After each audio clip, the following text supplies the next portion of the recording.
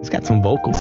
What is this car? This is the second highest payment I've ever seen in the history of this show. I think 2000 was the top. What do you have, Paul? Okay, so it's a 2023 Jeep Grand Cherokee. How it all starts. This is how. Cherokee for $1,500 a month? Okay, listen. $1,500 a month. Why? At a 14.18% interest rate as well. Oh, principal balance, $64,000. Oh no. 64,000 principal for a Jeep Grand Cherokee 2023 with a 14% interest rate. He's paying $1,500 on it a month. He's paying a rent payment on that car a month. And it has a 14% interest rate on $64,000. Holy cow. Now that's egregious. Cherokee for $1,500 a month? Okay, listen. Why? At a 14.18% interest rate as well. Oh, principal balance, $64,378.09. Why? He's got some vocals. What is it? He talking about you got some vocals on you. Ninja, you got some debt on you. F his vocals. You worry about vocals. You got a whole lot of other things to be worried about. Let me tell you something, man. I wanted to see these comments. People are going crazy about that 14% interest rate. And I knew that. Because that really is the most egregious part of this all. Then it's between the payments and really just the principle that he did not negotiate down for the Jeep Grand Cherokee. And I mean, the payments is... It's like, do you have a life? This is after-tax money that we're talking about. Yeah, this is alarmingly scary. And I don't know how you build on this, ultimately, is what I'm saying. He's already destroying his life before he can really even start to get his footing, is what it seems. Y'all, before we get into the next clips, if you could like the video, greatly appreciate it. Only takes a second. And it actually helps out more than you know. And it's just a click. So if you're here anyway, you might as well click that like button. And also, if you can hype the video as well.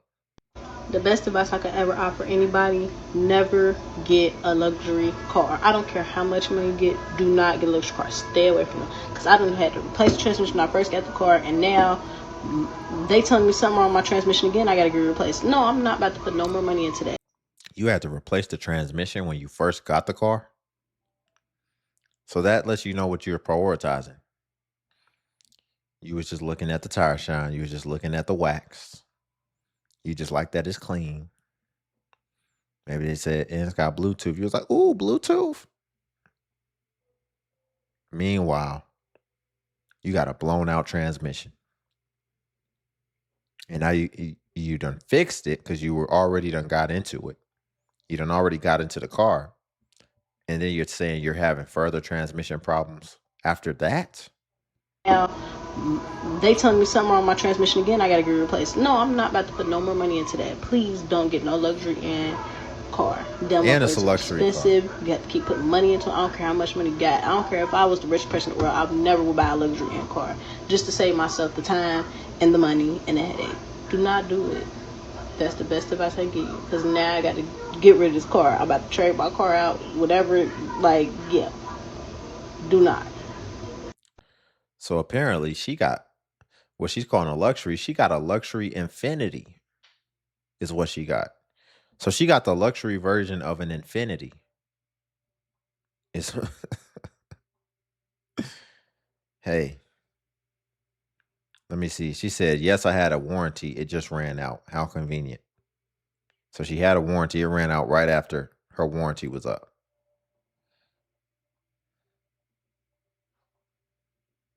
A lot of cars under there you see on the road now, people don't even own them like that. I used to think like, damn, everybody out here got...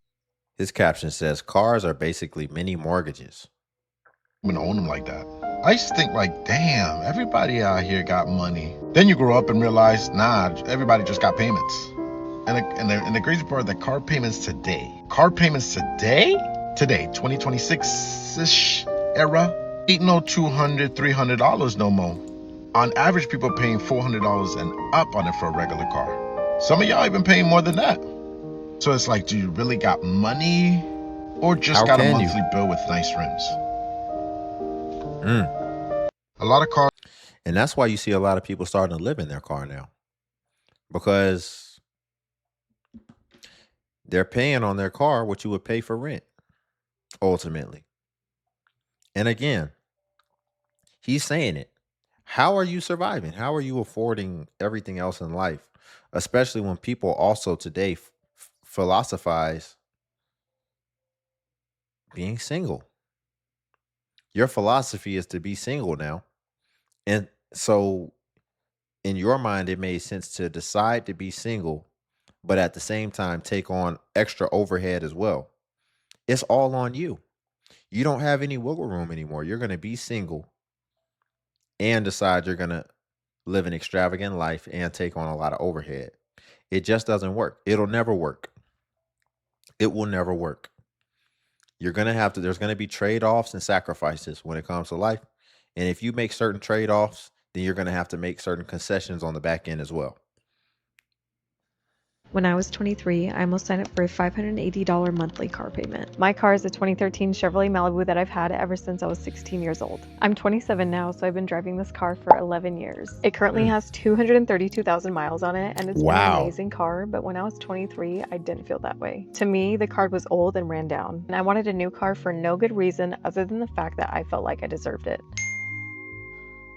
Yes, that was an actual text I sent to one of my friends. I got my tax refund, and as soon as it hit my bank account, my family and I went down to the dealership to go look for a new car. I found the one I wanted, I sat down with finance, and they came back with a monthly payment of $580. But as luck would have it, I wouldn't leave with the car that same day. I had to wait 1 week for it to be shipped out to the dealership, so it gave me time to think. And after thinking, I realized I didn't need a new car, I just wanted the feeling of having one. So this is what I learned. When you get that feeling, that urge, that itch to buy something, especially something expensive, just sit with it. Because if I didn't, I would have let my temporary emotions turn into a long-term monthly payment. Instead, keeping my paid off car gave me the freedom to put my money towards other things like paying off $46,000 worth of student loan debt. Someday I do want a different car. Probably an SUV, but for now, I'm enjoying my paid off car. My car is old, but she works. It's small, but it's just my daughter and me. Until then, it's me and my 2013 Chevrolet Malibu against the world.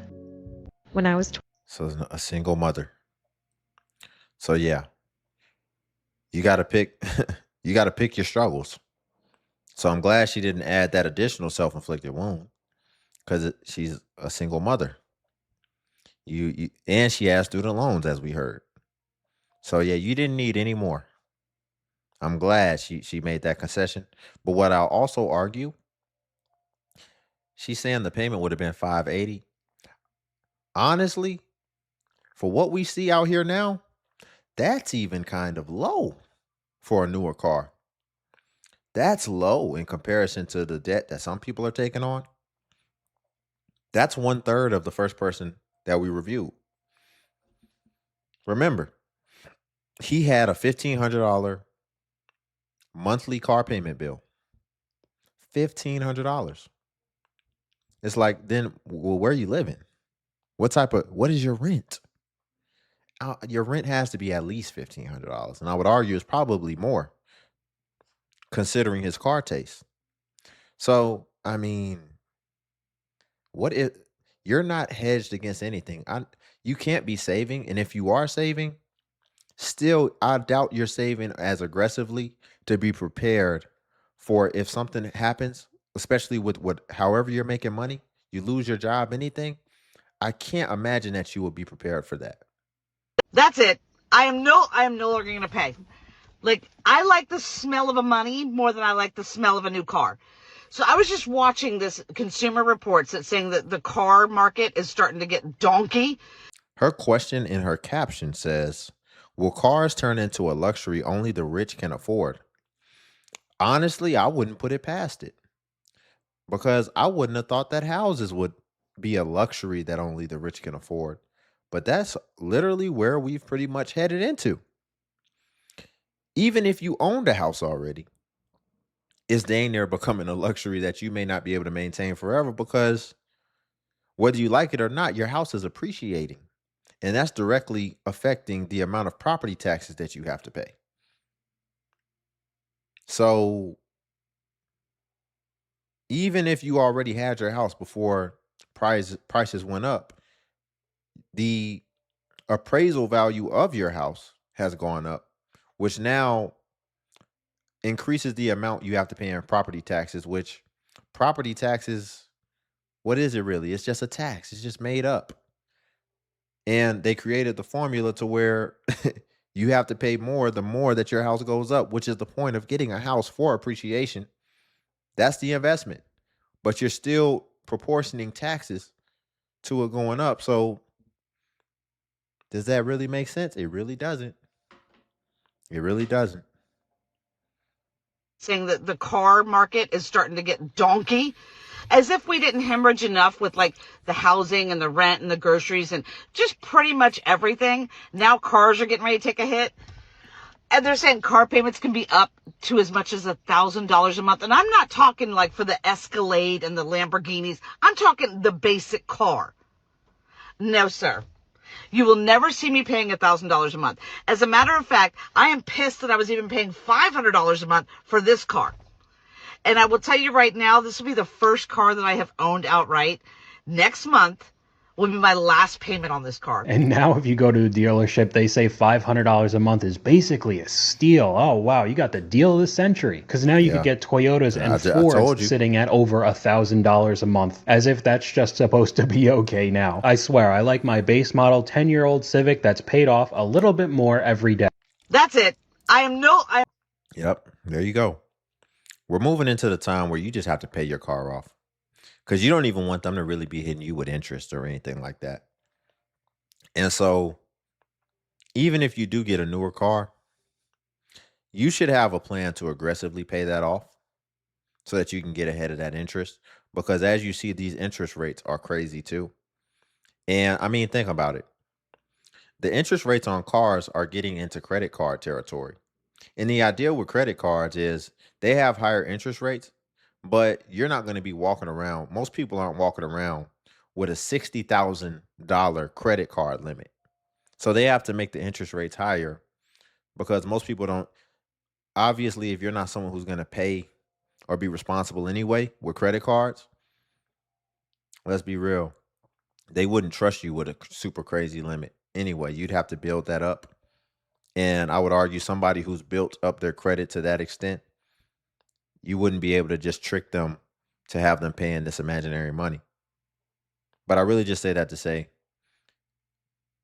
that type of interest, that high of interest on something that already costs a lot, that is crazy. I wouldn't be surprised the guy with the $1,500 car payment, I wouldn't be surprised if he's paying $700 a month in interest. I really wouldn't. Which is made up imaginary money. Thin air. They just printing money. Like the Federal Reserve. So everybody car note is $700 or more. And don't come on here lying saying that your car note is $400 because I'm not going to believe you unless you show proof. Since I have been buying cars, I have not paid under $400 for a car note. And when my car note was $400.01, that was back in 2017. Every vehicle I have purchased since then has been at least $550 or more.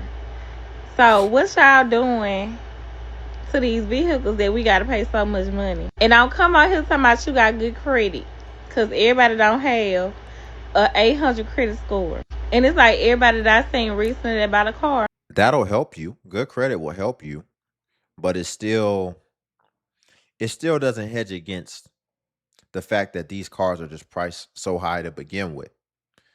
But honestly, if you don't have good credit to be able to get a decent interest rate, then it really doesn't make sense. Then it's like you're really putting yourself in a position where it's almost like you're destroying your life. But it's hard even with good credit. 800 credit score. And it's like everybody that I seen recently that bought a car, it's been like $850, $900, sometimes $1,000. Why y'all want so much for these vehicles? Like, no, they must gonna talk to me. They must gonna drive for me or something. So what kind of vehicle you got and how much your car note is? I got a 2021 Jeep Grand Cherokee, and I paid $699.39 a month. So everybody car note is $700 or more. I'm not saying her in particular, but imagine that we live in a time where it's a bunch of broke people with new cars. Ain't that crazy? I'm not saying that's her.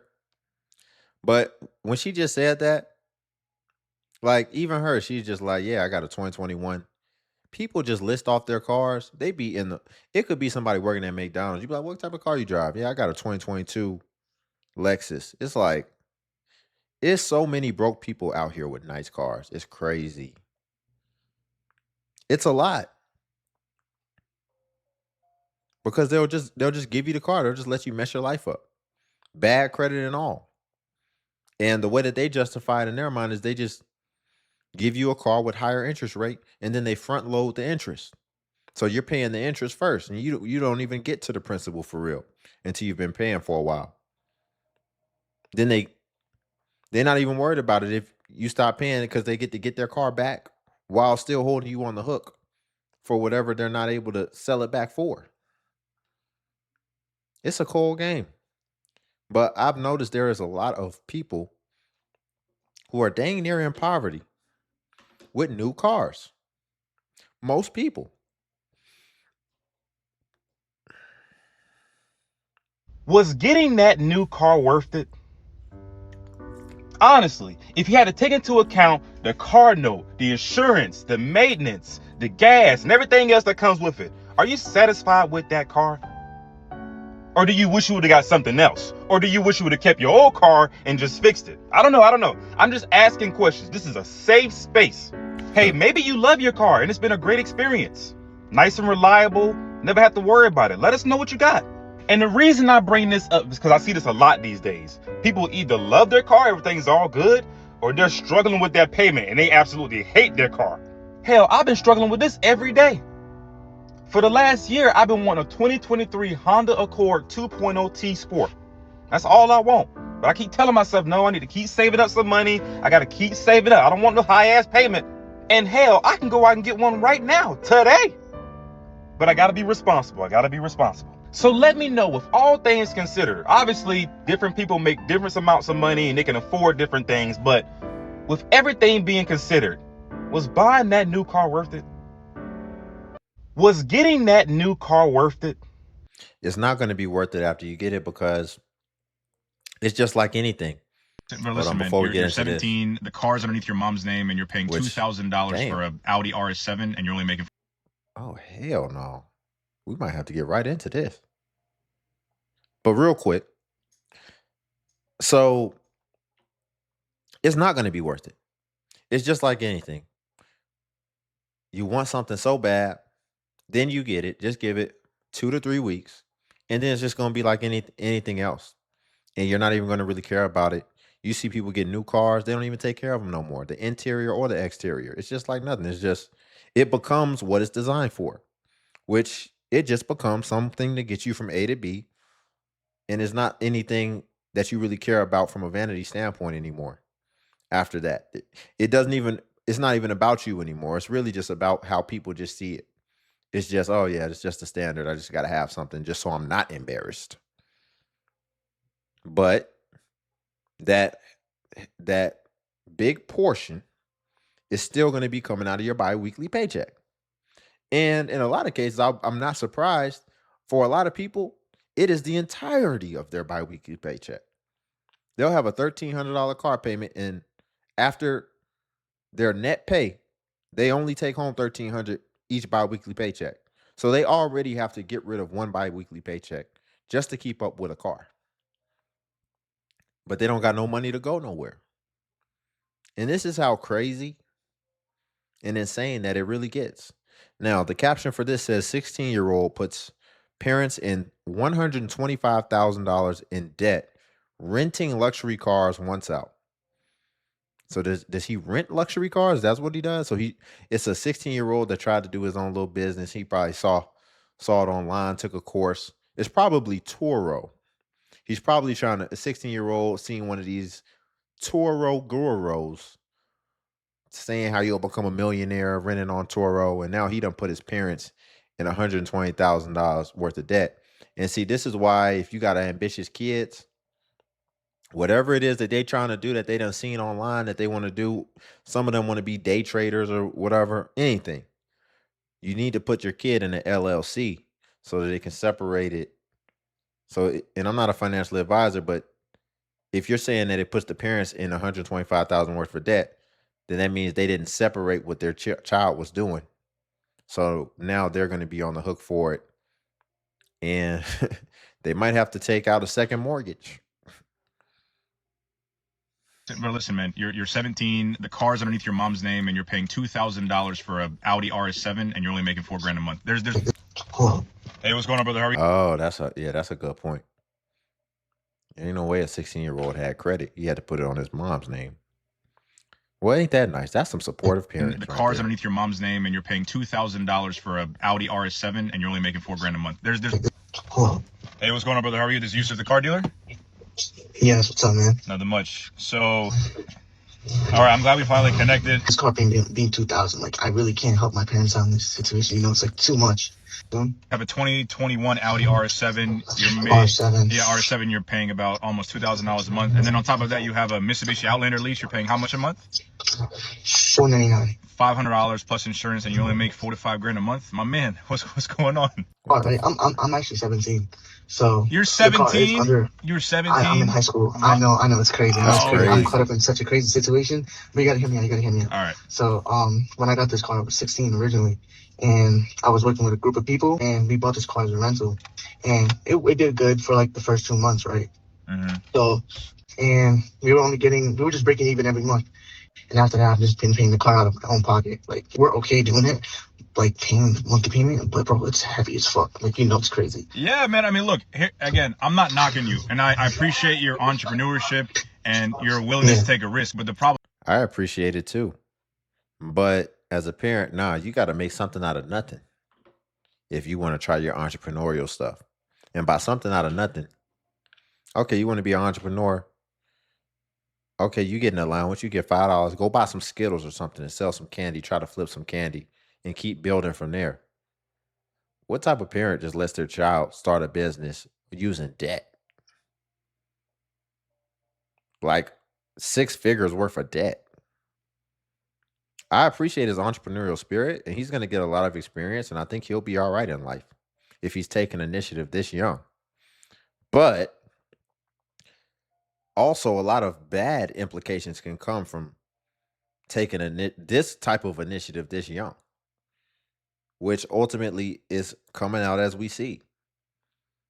I guess I'm glad he got this out the way before he turned 18 and he could just start trying to find all type of arbitrage ways to take debt out in his name or in business names, and then he would have still been on the hook for it, end up having to file bankruptcy. But it's still going to cost his parents a lot. He should have you need to try business where you're just relying on not a bunch of capital, because I would argue that's not even sharpening up your business instincts or senses. You need to try businesses where you have to be resourceful and find ways to make big moves with little. And that's how you'll really sharpen up your business acumen, as they call it. But it's still like a little shortcut, a little cheat code. You giving them $125K to work with. That's not how that go. Again, I'm not knocking you, and I appreciate your entrepreneurship and your willingness to take a risk. But the problem is like you only make about $4,000 a month. We're already spending close to $3,000 on the lease and on the Audi. So like you're not like it's not a good decision. Also, you're 30,000 miles over on your lease for the Mitsubishi. But like I want to get rid of this first, Okay, so you want to focus on the Audi. Now, is this your credit score or is this somebody else's credit score? No, it's under. He done leased the car, so he didn't buy it. He leased them in order to rent them out. And he done ran the miles 30,000 over what his lease agreement had it to be. 30,000 over? So he's going to have to pay on that too. And he done lease cars to rent them. You really ain't supposed to damage lease cars like that because you don't own it. So there's no telling what type of damage it is. It's probably smoke damage, because a lot of times on these Toro and all this, people like to smoke recreational rugs in these cars, and they mess them up in that way too. Yeah. Bad business model, and really just, I would say, bad parenting. This is too supportive. You're being too supportive as a parent at this stage. It is first, you know. Okay, so you want to get focused on the Audi. Now, is this your credit score or is this somebody else's credit score? No, it's under my mom, so it's my mom. Oh, so all this underneath your mom's name?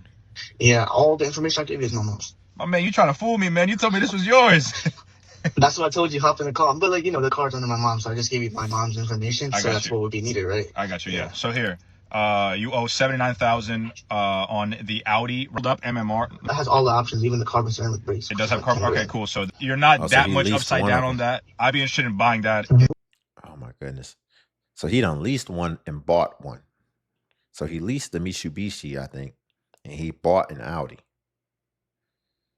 I would have not got rid of the car.